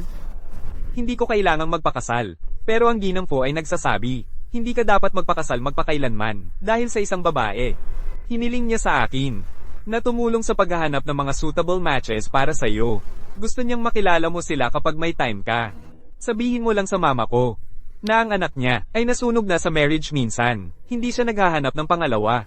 Tungkol sa mga babae, pwede ko silang tanggapin o iwan. Pagdating sa mga babae, pwede ko silang tanggapin o iwan. Pwede mong sabihin yan sa harap ko, pero kung marinig yan ni Ginang Fu. Kahapon, tumawag ulit siya. Sabi sa susunod na linggo, dadalhin niya sina Miss Lee at Miss Zhang para magkasalubong kayo sa opisina. Kung magalit siya, hindi kakayanin ng maliit kong katawan. Hindi kakayanin? Akala mo hindi mo kakayanin? Ikaw pa rin ang bahala. Makinig ka. Kung hindi mo to aayusin. Say goodbye sa bonus mo sa susunod na buwan. Ginoong Fu, ang bigat naman yan. Sige, bumalik ka na sa trabaho.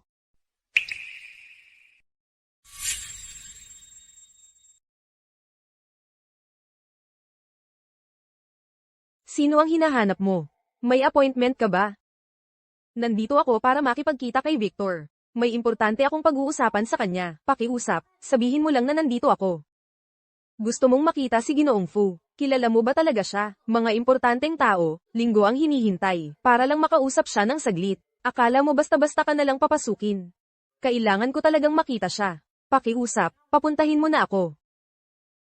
At may dala ka pang bata. Sa tingin ko, parang nanggugulo ka lang dito. Kailangan ko talagang kausapin siya tungkol sa isang napaka-importanteng bagay. Ilang salita lang, aalis na ako pagkatapos. Hindi ako mag-aabala ng matagal. Tigilan mo na ang pag-aaksaya ng oras namin. Umalis ka na riyan. Kung hindi ka aalis, tatawag ako ng seguridad. Huwag mong gawing pangit ito. Victor. Victor, alam kong nandyan ka. Lumabas ka riyan ngayon din. Ayun na, seguridad. Seguridad, halika riyan. Ilabas niyo itong gulo-gulo. Sa lugar na ito, huwag niyong hayaan. Nasirain ang imahe ng kumpanya. Ano ba ang ginagawa ninyo? Kung malaman ni Victor, kung paano niyo ako tratuhin, at ang kanyang anak, magsisisi kayo. Narinig mo ba, ang sinabi niya? Sabi niya, ang batang iyon, ay anak ng ating CEO. Nababaliw ka na ba? Hindi pa nga kasal ang ating CEO. Saan siya kukuha ng anak? Nangangailangan ka na ba talaga ng lalaki? Kumuha ng kung sinong bata, at pumunta rito para humanap ng ama. Eksakto, iba't ibang klaseng tao ang makikita mo ngayon. Gusto mong umangat sa buhay, ano? Kung gusto mong hanapin ang ama ng bata, huwag kang pumunta sa ang group of you. Hindi ba't sinisira mo lang ang reputasyon ng ating CA? Umalis ka na riyan, ngayon din, tumigil ka sa paggulo, o hindi ako magiging mabait. Tigilan mo na ang pakikipagtalo sa kanya. Itapon mo na lang siya. Huwag niyong hayaan. Naguluhin ang trabaho ng lahat. Tumigil ka riyan.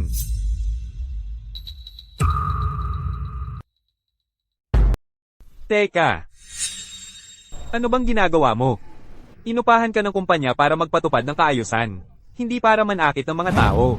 Assistant Chen, buti na lang nandito ka. Itong babae, ipinipilit niyang makita si Ginoong Fu. At nagkukwento siya ng kung ano-ano, sabi. Anak daw ito ni Ginoong Fu.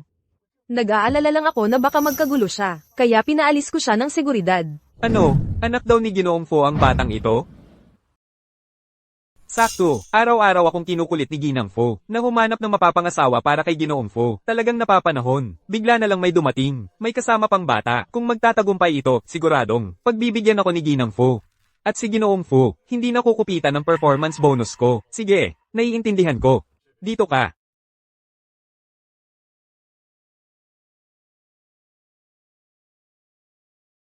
Ginoong Fu, may napaka-importanteng bisita pong naghahanap sa inyo. Sigurado akong gusto niyong makilala siya. Wala akong nakatakdang appointment ngayon. Sabihin mo sa kanya, bukas na lang siya bumalik. O kaya, mag-set muna siya ng appointment sa secretary ko. Sandali, Ginoong Fu, iba po ang bisitang ito.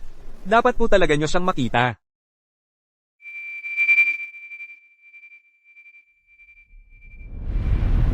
Oo, ikaw pala. Parang kilala kita. Familiar ka. Magwangli Hotel, kwarto 288. Isang taon na ang nakalipas, sa bisperas ng bagong taon, may naglagay sa akin ng droga. Halikan mo ako. Sigurado ka ba dyan?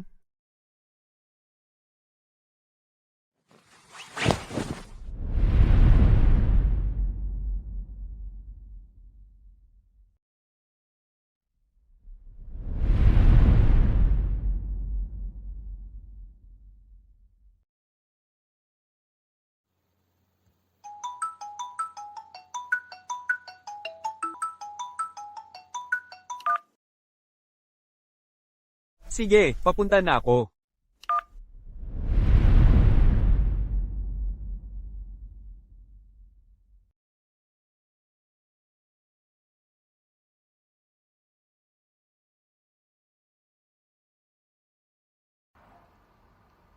Ikaw. Ikaw yung babae mula nung gabing yun. Ako yun. Pagkatapos nung gabing yun, nawala ka. Hinanap kita sa lahat ng lugar. Tapos nalaman kong buntis ako. Mag-isa kong pinanganak ang anak natin. Ngayon, pinipilit ako ng pamilya ko na magpakasal. Wala na akong ibang choice. Kaya nga ako pumunta sa'yo. Ginang Fu. Nakuha ko. Ginoong Fu, Ginang Fu ay nagpupumilit na bumalik ka sa lumang bahay ngayong gabi. O pupunta siya sa kumpanya para hanapin ka. Sige, naiintindihan ko. Nanay, ano ba to? Ano pa, ang pag-aasawa mo, syempre. Ang lahat ng mga babae na pinili ko para sa'yo ay galing sa mga elite na pamilya sa Port City. Lahat sila ay isang magandang tugma para sa ating pamilya. At wala kang gusto kahit isa. Kahit magkita lang, hindi mo dapat lahatin ang mga babae. Dahil sa pagkakamali ng isa, plano mong mag-single magpakailanman? Nanay, ang mga ipinakilala mo, wala akong gusto sa kanila. Walang saysayang makipagkita sa kanila. Kaya, huwag mo na itong pag-usapan. Ganon ba ang ginagawa ko? Ang pamilya Few ay ikaw lang ang magpapatuloy ng linya. Kung hindi ka mag-aasawa at magkakaroon ng anak, sino ang magmamana ng kumpanya? Sige, oo, ipinapangako ko sa'yo. Sa taong ito, mag-aasawa ako. Sinabi mo rin yan noong nakaraang taon.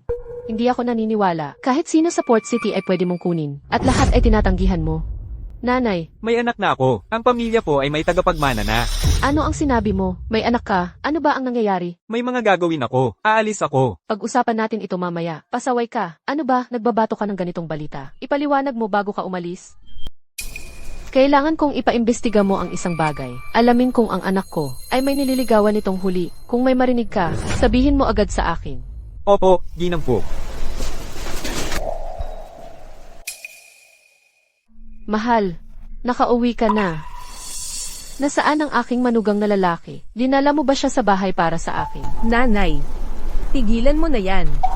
Hindi na babalik ang Victor. Tapos, Naku, ano ang gagawin natin? Ang kumpanya natin ay nalulugi ng tuloy-tuloy sa loob ng mga taon. Kung hindi babalik si Victor, para tulungan tayo, panahon na lang ang hinihintay bago tuluyang mabangkarote. Ang pamilya Lin. nanay. Hindi na ako gusto ng Victor, at nag-iisip ka pa rin sa lahat ng iyon. Nanay, ayaw na sa akin ni Victor, at nakakapit ka pa rin dyan. Kaya naman pala ang asawa ko, ay ayaw nang umuwi. Tingin mo lang sa kanya, ay gatasan mo. Sino bang gustong makitira sa ganyang klaseng tao? Paano mo ako masisisi dito? Si Victor ang asawa din. Ikaw ang nagpalaya sa kanya. Kung hindi dahil sa'yo, na laging nakakapit sa unang pag-ibig mo, na nahuhumaling kay Leo, magkakagulo kaya ang pamilya natin? Noong araw, namuhay ako ng marangya, nakukuha ko ang lahat ng gusto ko. Ngayon, napipilitan akong magtipid. Hindi pa kita sinisisi. Mabait na ako dun. Anong karapatan mong sisihin, Yay? Stella, nandito ka na. Namiss kita ng sobra. Binibining Lin, bakit mo ako palaging iniiwasan? Alam mo ba kung gaano kita kamiss? Hindi ako mabubuhay nang wala ka. Leo, isang linta ka. Bakit mo pinipilit ang anak ko? Sabihin mo sa akin, ano ba talaga ang gusto mo? Ginang, hindi ko siya pinipilit. Mahal ko siya. Gusto ko siyang pakasalan. Ginang, maniwala ka po sa akin. Magtatrabaho ako ng mabuti at palalagwin ang kumpanya. Pahintulutan niyo po akong pakasalan siya. Umalis ka na. Leo, ilang beses ko pa bang sasabihin sa'yo? Ginamit lang kita, bilang kasangkapan. Hindi kita kailanman nagustuhan. Pwede bang tumigil ka na, sa pagiging palaging nandyan? Ni isang salita ayaw mo nang sabihin. Sa akin na yon, tapos na kayo ni Victor. Nang tuluyan, bakit hindi na lang tayo? Mag-umpisa ulit? Nag-aalala ka ba na tsismisan ka ng mga tao sa kumpanya? Pwede akong mag-resign ngayon din. Basta't makasama kita, gagawin ko ang lahat. Sa puso ko. Si Victor lang ang nasa puso ko. Pero matagal na siyang tumigil magmahal sa'yo. Ginagamit lang niya ang pagmamahal mo sa kanya. Para pagdusahan ka, para paglaruan ka. Bakit hindi mo makita yon? Sa buong mundo, tanging ako lang ang tunay na nagmamalasakit sa'yo. Ako lang. Alam ko yan. Ito ang utang ko sa kanya. Ito ang parusa sa akin. Ikaw at si Victor ay hindi naman talaga umibigan, kaya bakit ngayong magkahiwalay na kayo? Parang kadena ang pakiramdam, hindi ginhawa. Makinig ka. Hindi ko kailanman iiwan si Victor. Sumuko ka na lang, sa pagpapakasal sa akin. Pakakasalan ko ulit siya. Pero hindi ko talaga maintindihan. Bakit? Bakit mo ba gagawin ito? Gugugulin mo ang buong buhay mo, kasama ang isang taong hindi ka nagmamahal. Hindi mo ba nakikita kung gaano yan kahabag-habag? Hindi na ito tungkol sa pag-ibig. Ako, Si Stella, sa buong mundo. Iisa lang ang lalaking karapat-dapat maging asawa ko. Siya lang. Ang makakapagpaiwan sa akin, sa tabi niya. Wala ako kung wala siya. Ang meron kami ay hindi isang, simpleng romansa. Naiintindihan mo ba yan? Pero Stella, pwede tayong magsama, alam mo, magbuo ng pamilya. Ano ang kulang sa akin? Kumpara kay Victor, magpakasal tayo. At saka, magkaanak, maaari tayong maging isang perpektong pamilya ng tatlo at mabuhay ng maligaya magpakailanman. Pangako ko sa'yo, hindi ako magiging mas masahol kaysa kay Victor. Hindi kita kailanman iwan, tulad ng ginawa ni Victor. Maliban sa'yo, wala akong kailangan kahit ano paman. Tama na, kailangan ko pa bang linawin, ng husto. Alam mo ba talaga kung bakit ayaw kong makasama ka? Dahil hindi ka karapat-dapat. Nakipag-date ako sa una kong minahal, dahil siya ang nakawala. Kasama ko si Victor, dahil kaya niya akong gawing matagumpay. Ikaw naman. Bukod sa mukha mong, kamukha ng una kong minahal, ano pa ang silbi mo? Sa paningin ko, Isang maliit na laruan ka lang, wala ka. Mula ngayon, tanggal ka na sa kumpanya. Tingnan natin kung paano mo ako guluhin ngayon. kaya pala sa lahat ng panahon, sa puso mo, isa lang akong walang kwentang lalaki. Kaya kasinungalingan pala ang lahat. Kasinungalingan ang lahat. Binibining Cho, nandito na naman po kayo para sa home cooked meal para kay Ginoong Fu. Ang galing-galing ninyong magluto. Si Ginoong Fu po, mas maayos na po ang pakiramdam niya nitong mga nakaraang araw. Nako, sobra naman po kayo, Assistant Shen. Simpleng lutong bahay lang po. Sobrang sipag kasi magtrabaho ni Victor. Madalas nakakalimutan niyang kumain. Kaya ako, nag-extra portion na lang po ako. Ginataang kamote at lugaw po. Mabuti po sa tiyan. Sige na po, tikman nyo. Kung nagustuhan nyo ang lasa. Binibining Cho, nako, hindi naman po dapat. Abala na po kayo sa pag-aalaga kay Ginoong Fu at kay Andy. Pero naisip nyo pa rin po ako. Kunin mo na. Sige, kunin mo na. Mas masarap ang luto ni Charlotte kaysa sa kainan sa kumpanya. Sige.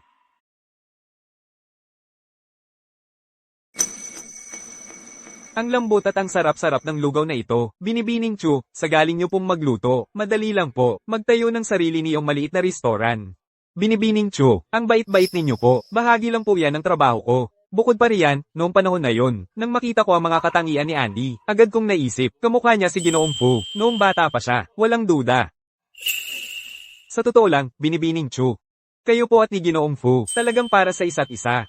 Nagkita kayo noong bisperas ng bagong taon, isang taon na ang nakalipas. At ngayon, narito kayo kasama si Andy para hanapin siya. Para lang, galing sa isang teleserye. Kung malaman ito ni Ginang Fu, tiyak na ituturing ka niya, na parang mahalagang kayamanan. Hindi ko inakala, magkakaganoon pala ang pagkakataon. Pumunta ako rito para hanapin si Victor, dahil gusto kong mabigyan si Andy, ng kumpletong pamilya. Huwag kayong mag-alala, Binibining Chu. Nandito naman ako. Garantiya kong tutulungan ko kayo, na maakit si Ginang Fu. Ilang panahon na niyang inaasam, na magpakasal na si Ginoong Fu. Ngayon, hindi lang siya may asawa, may malusog na sanggol na lalaki pa. Kung malaman niya ito, sobrang sasaya siya. Pasaway ka, kailan ka pa naging ganito kagaling mangakit? Nag-a-aspire ka ba ng promotion? Hindi importante ang promotion. Gusto ko lang, na makita si Ginoong Fu na masaya. Napakagandang tao po ni Binibining Chu. Siya ang perpektong kapareha. Para kay Ginoong Fu, kayo pong dalawa at si Andy, ay isang perpektong pamilya ng tatlo. Oo nga pala, tungkol kay Ginoong Lee, may balita na ba? Wala pa po. May problema ba ang kumpanya nitong mga nakaraang araw? Kung may mga problema kayo, sabihin nyo lang. Baka sakaling matulungan ko. Anong sinabi mo? Ano ang sinabi mo? Sabi ko, makatutulong ako. Hey! Oh, Binibining Chu, ayokong maging killjoy. Pero ang ganitong klaseng negosyo, hindi ito masosolusyonan, ng mabuting hangarin lamang. Kung ito'y nagpapahirap kay Ginoong Fu, kami pong mga ordinaryong tao, ay hindi dapat makialam, makakasagabal lang kami. Assistant Chen, bantayan mo ang iyong sinasabi. Ginoong Fu, hindi yun ang ibig kong sabihin. Sa tingin ko lang po, si Binibining Chu, ay hindi kailangang makisangkot sa mga komplikadong bagay na ito. Mas mabuti pa kung mag-focus na lang siya sa pag-aalaga, sa inyo at kay Andy. Bukod pa riyan, ang partnership sa ganitong antas, ay hindi basta-basta matutulungan, dahil lang gusto mo. Si Binibining Chu, ay maaaring hindi nauunawaan ang mga detalye. Charlotte, tungkol sa mga bagay-bagay sa kumpanya nitong mga nakaraang araw, hindi mo kailangang mag-alala tungkol dito. Kaya ko itong hawakan. Oo nga pala, Victor. Sa ilang araw, magiging birthday na ni Andy. Dapat ba tayong magkaroon ng tamang pagdiriwang? Pasensya na, ang mga gawain sa kumpanya ay nagsisiksikan itong mga nakaraang araw. Nakalimutan ko na, ng tuluyan. Oo nga pala, Assistant Chen. Pagdating ng panahon, anyayahan mo ang lahat mula sa kumpanya. Tipunin mo silang lahat, magkaroon tayo ng masayang pagdiriwang. Sige. Ginoong Fu, may masamang nangyari. Ano yon? Ano ang nangyari? Anong nangyayari? Anong nangyari? Hindi rin namin alam. Hindi namin alam kung anong nangyayari. Ang mga investor natin, bigla ang nagbabawi ng lahat ng kanilang pera. Lalo na, yung puhunan na inilagay ni Ginoong Lee, yung 10 milyong dolyar. Kinukuha rin niya yon. Anong sinabi mo? Nasaan ngayon si Ginoong Lee? Nasa lobby siya sa baba. Tara na. Ginoong Fu, dumating ka rin. Ang tagal naming naghintay. Ginoong Lee. Stella, anong ginagawa mo kasama niya? Pinapabawi ko ang puhunan ni Ginoong Lee. At ako ang sisigat sa lahat ng kanyang pagkawala. At hindi lang iyon, ibibigay ko ang bawat share mula sa aking kumpanya sa kanya. Masyado kang mabait. Stella, anong ibig sabihin nito? Ano sa palagay mo ang ibig sabihin nito? Hindi ba ito malinaw na malinaw para sa iyo? Gusto kitang sirain. Alam kong, ang kumpanya mo ay nahihirapan nitong mga nakaraang araw. Tama ba ako kung hindi mo makuha ang pondong ito sa tamang oras? Hindi mo nga maibabayad ang iyong mga tauhan. Stella, nababaliw ka na ba? Ibibigay mo ang buong yaman ng pamilya mo sa ibang tao para lang sirain ako? Ano ba talaga ang gusto mo? Bakit? Para mabawi kita, Victor. Victor, alam ko, marami akong problema. Nakakapit ako sa una kong pag-ibig, pero binago ko na lahat yon. Hindi ba pwede? Bumalik ka sa akin, pakiusap. Ginoong Fu, huwag kang maging walang puso. Ibig kong sabihin, sobrang tapat ni Binibining Lin. Naaapektuhan ako. Bakit hindi mo siya patawarin? Victor, sandali, hindi. Mahal. Pakiusap, bigyan mo ako ng isa pang pagkakataon. Para sa iyo, isinuko ko lahat. Hindi ba sapat yun para ipakita ang pagiging devoted ko sa iyo? Napag-isipan ko na, kung talagang, anak mo si Andy, wala akong problema, maaari ko siyang ituring, bilang sarili ko, magiging mabuti ako sa kanya. Victor, pakiusap, bigyan mo ako ng isa pang pagkakataon, hindi mo gustong, ang kumpanya na pinaghirapan mong buo, maging wala, di ba? Stella Lin, hindi ko inakala na sa loob lang ng isang taon, naging napakawalang hiya ka. Nakikiusap ka sa akin, o nagbabanta ka? Nakikiusap ka ba sa akin, o pinipilit mo ako? Pakasalan mo na lang ulit ako. Kahit gaano pa ito kaloko, gagawin ko. Victor, mahal na mahal kita talaga. Please, bumalik ka lang sa akin, okay? Ang kapal ng mukha mo. Alam mo kung gaano kahirap pinagdaanan ni Ginoong Fu para may tayo ang kumpanyang ito mula sa wala, at ganito ka magpumilit sa kanya? Pag-ibig ba ang tawag mo dito? Tumahimik ka, wala kang pakialam dito. Ang sitwasyon namin ni Victor ngayon ay dahil din sa'yo, di ba? Ikaw. Huwag na. Huwag mo nang patulan ng tulad niya, sayang lang ang oras. Victor. Oras na para pumili. Pakasalan mo ulit ako at bumalik ka. O panoorin mong mawala sa iyo ang lahat ng pinaghirapan mo. Ginoong Fu. Hindi naman dapat mahirap ang pagpili. Dati tayong mag-asawa, magbati na kayo. Anong mag-asawa? Ang nagtatanim ng galit? Ginoong Fu, patawarin mo na si Binibining Lin. Ginoong Fu, May pumasok lang na pera na 30 milyong piso. Ano? Ito, sino ang nagpadala nito? Sino ang naglipat nito? Hindi rin ako sigurado. Anonymous transfer lang iyon. Imposible yan. Sa Port City, bukod sa akin. Sino pa ang may ganitong kalalim na bulsa? ako yun. Victor, nakuha mo na ang pera, di ba? Kung kulang pa, pwede pa akong maglipat ng dagdag. Ikaw? Ikaw ba ang nagsasabi? Ikaw ang naglipat? Di ba sinabi ko sa'yo, kapag may problema ka, pwede kang magsabi sa akin, kaya ko talagang tumulong. Ikaw lang ay isang may bahay, saan ka nakakuha ng ganito karaming pera? Sa itsura mo. Malamang di mo pa kayang ipunin, 10,000 piso. Ako, si Charlotte Cho, hindi nagbibiro, 30 milyong piso ay maliit na halaga lang, para sa akin. Maliit na halaga. Sino sa tingin mo ang niloloko mo? Ginoong Lee. Huwag kang makinig sa kanya. Nangloloko lang siya sa atin. Huwag kang mahulog sa bitag niya. Ginoong Lee, pinapayuhan kitang putulin ang ugnayan sa mga taong katulad niya, nang mas maaga kaysa sa huli. Mag-ingat ka at baka masunog ka. Sino ka ba? Inaatasan mo ako ng ganyan. Binibining Chu. Ano ang ginagawa mo rito? Binibining Chu. Ano ang dahilan ng pagpunta mo rito? Alam mo naman, na may anak akong lalaki. Sa ama ng anak ko ang kumpanyang ito. Kaya ano sa palagay mo ang ginagawa ko rito? Ginoong Lee. Sino ba talaga siya? Bakit ka natatakot ng ganyan sa kanya? Bulag ka ba? Galing siya sa Kamara ng Komersyo ng Lungsod ng Daungan. Anak siya ni Chairman Chu. Binibining Chu. Kung hahamunin mo siya, wala na tayong kinabukasan sa Lungsod ng Daungan. Ang Kamara ng Komersyo ng Lungsod ng Daungan. Pasensya na, itinago ko ito sa'yo sa lahat ng panahong ito. Hindi ko nagawang sabihin sa'yo kung sino talaga ako.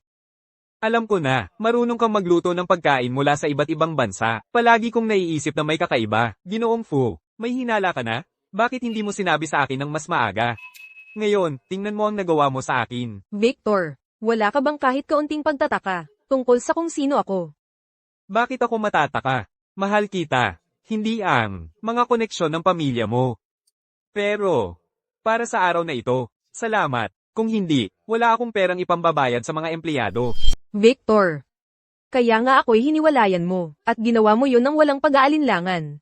Kaya pala, nagpapakalapit ka ng palihim, sa Kamara ng Komersyo ng Lungsod ng Daungan.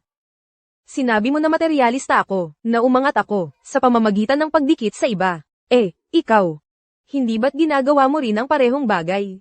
Mali ang pagkakaintindi mo. Ang pagkikita ko kay Victor, ay talagang hindi sinasadya. Bukod pa, ang Victor ay palaging, nakapag-isa at independyente, hindi niya kailangang umasa sa iba. Hindi niya kailangang umasa sa iba. Talaga. Nag-usap kayong dalawa sa likod ko, at nagkaroon ng anak ng palihim. Kaya nga hindi mo gustong bumalik sa akin, mga magsing irog. Sabihin mo sa akin. Eksaktong kailan, nagsimula kayong magtago-tago? Tumahimik ka. Iminumungkahi kong bantayan mo ang iyong pananalita. Ang bata ay talagang akin at ni Charlotte, pero siya ay nabuo bago tayo naghiwalay. Noong panahon, wala akong ideya. Nalaman ko lang, kamakailan. Talaga bang inaasahan mo ako? Napaniwalaan iyan ngayon. Paniwalaan mo o hindi, ang Victor ay nagsasabi ng totoo. Ako ang nagdala ng bata, sa Victor kamakailan. Hindi niya alam ang tungkol sa bata bago iyon. Mayroon ako patunay, hindi ako tumitingin. Peke talaga yan, siguradong ginawa mo yan. Nagtutulungan kayong lahat para lokohin ako, di ba? Stella, hindi yan takot kang tumingin. Dahil sa puso mo, naiintindihan mo, na totoo ang lahat ng ito. Ayaw mo lang. Aminin. Victor, hindi ako makapaniwala, 3 taon na tayong kasal. Hindi mo gagawin to sa akin, di ba? Wala na akong anuman ngayon, wala talaga. Ikaw na lang ang natitira sa akin. Wala. Hindi naman. Meron ka pa namang. Si Leo, napakatapat niya sa'yo, at may mukha pa siyang kamukhang kamukha ng unang pag-ibig mo. Para sa'yo, siya ang mas bagay na makasama habang buhay. Pinalayas ko na si Leo. Stella, hindi ko talaga maintindihan, bakit kailangan mong laging sakta ng mga taong nagmamahal sa'yo? Kahit na si Leo, ay nagseselos at kinamumuhian ako, at sumasalungat sa akin sa lahat ng pagkakataon. Pero nakikita ko, na tunay ang pagmamahal niya sa'yo. At pinalayas mo talaga siya? Ano ba talaga ang gusto mo? Narinig mo na ba ang kasabihan? Kapag may gustong makuha ang lahat, sa huli, siya ang napapawi. Stella, sa totoo lang, mula pa sa simula, kung alam ko lang, na nakakapit pa rin sa unang pag-ibig mo. Hindi na sana ako nakipag-isa sa'yo. Noong una, naisip ko talaga, na makasama ka habang buhay. Pero simula nang ikaw at si Leo, ay patuloy na pinagtatapakan ng dignidad ko, ng paulit-ulit. Ang pagmamahal ko sa'yo, ay ganap nang naubos. Kung may bagay na nasira, sira na talaga. Gaano man kalaki ang pagsisikap mong ayusin, hindi na ito magiging tulad ng dati. May karapatan ka na habulin ang tunay mong minamahal. Pero hindi mo dapat kumapit sa unang pag-ibig mo. Habang gusto mo pa rin na manatili ako sa tabi mo, masaya sa init ng tahanan. Sa pagitan natin. Tapos na talaga. Sana. Hindi na tayo magkita pa sa buhay na ito. Samahan mo siya palabas. Victor. Victor, huwag mo akong iwan. Victor.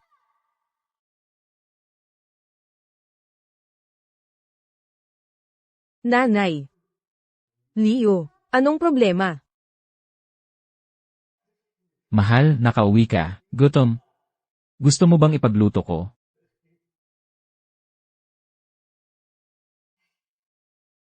Simula nung araw na, ganito na ang kanyang pag-ugali. Naniniwala siyang ikaw ang kanyang napangasawa at hindi siya tumitigil sa pagtawag sa iyong pangalan. Hindi namin mapapaalis siya kahit anong gawin namin. Anak, talagang nawala sa sarili siya.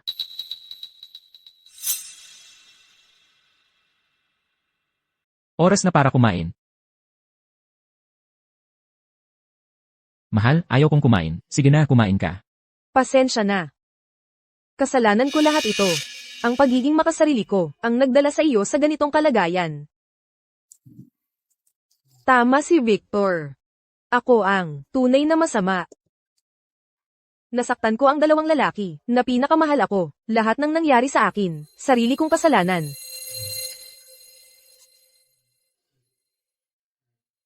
Nanay. Pagkatapos nito, ipagbili mo ang bahay natin. Dapat ito ay sapat para sa mga utang ng kumpanya. Pagkatapos, dadalhin natin si Leo sa ospital. Aalagaan ko siya habang buhay.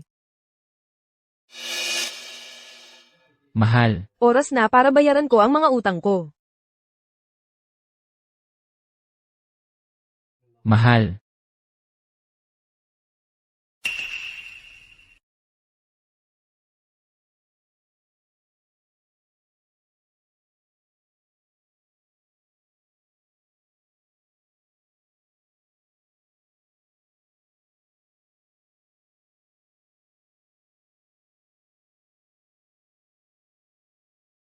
Anak, Charlotte, ganito na kalaki ang anak mo. Kailan kayo ikakasal?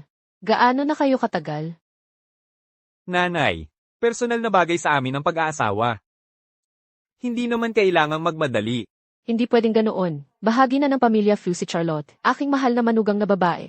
Hindi ito bagay na pwedeng basta-bastang tratuhin. Bigyan mo kami ng petsa. Malaking pangyayari ito para sa pamilya Few. Alam kong sabik ka. Sabik din ako.